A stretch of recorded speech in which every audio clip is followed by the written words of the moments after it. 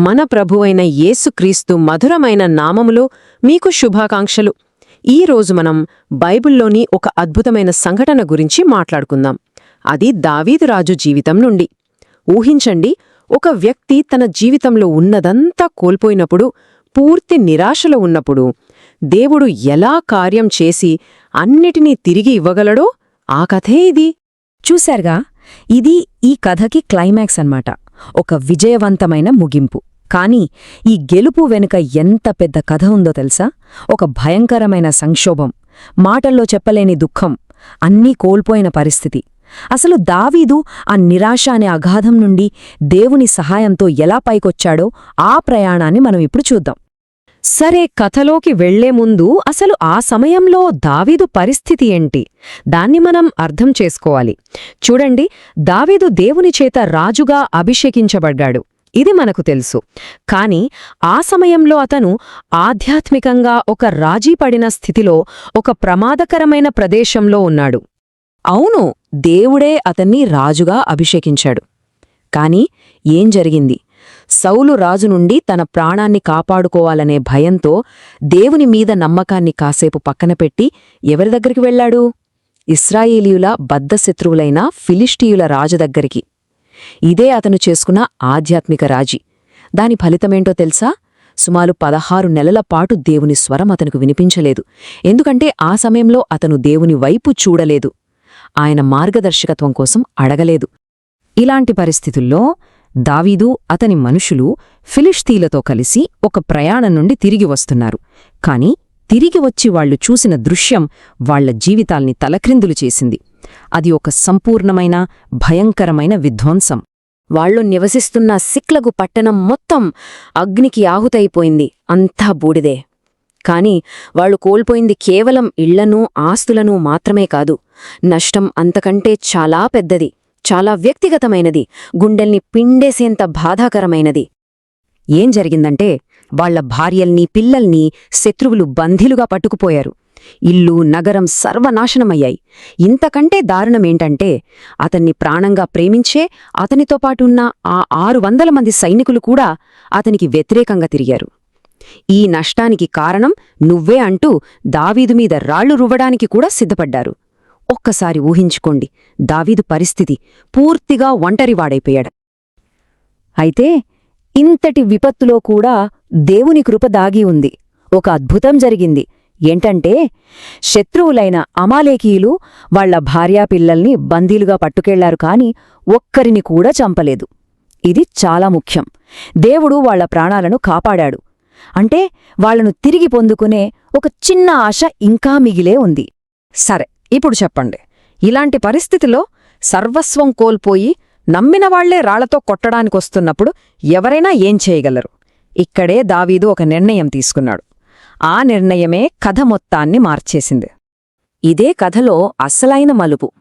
ఈ సంపూర్ణ వినాశనం మధ్యలో కథ గమనాన్ని మార్చిన ఒక సంఘటన.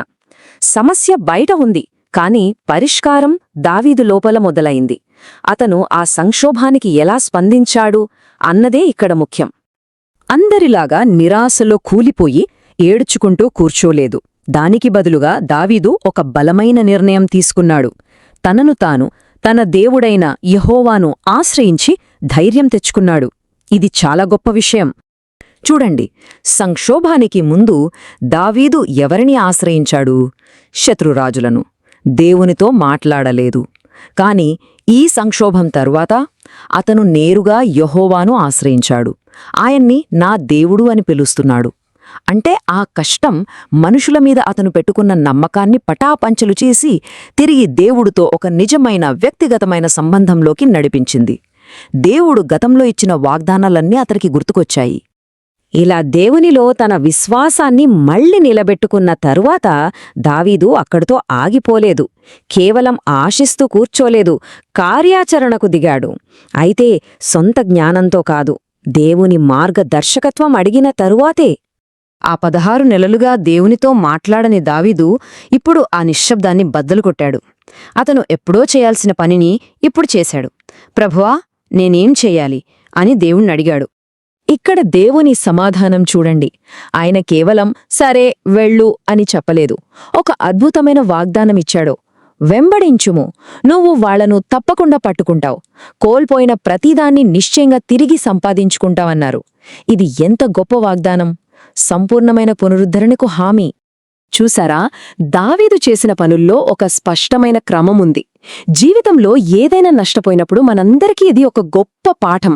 మొదటిది దేవుని వైపు తిరగడం, రెండవది ఆయన మార్గదర్శకత్వం కోసం అడగడం, మూడవది ఆయన ఇచ్చిన వాగ్దానాన్ని నమ్మడం, నాలుగవది ఏమాత్రం ఆలస్యం చేయకుండా విధేయత చూపడం. సరే, విశ్వాసంతో అడిగి విధేయతతో అడుగు ముందుకేసినప్పుడు ఫలితమెలా ఉంటుంది? దేవుడు తన మాటను నిలబెట్టుకుంటాడా? ఖచ్చితంగా.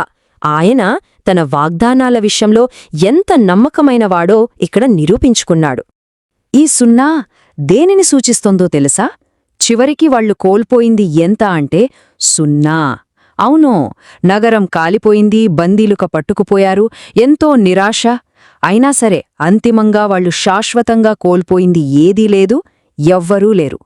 వాక్యం చాలా స్పష్టంగా చెబుతోంది, దావీదు సమస్తమును రక్షించెను.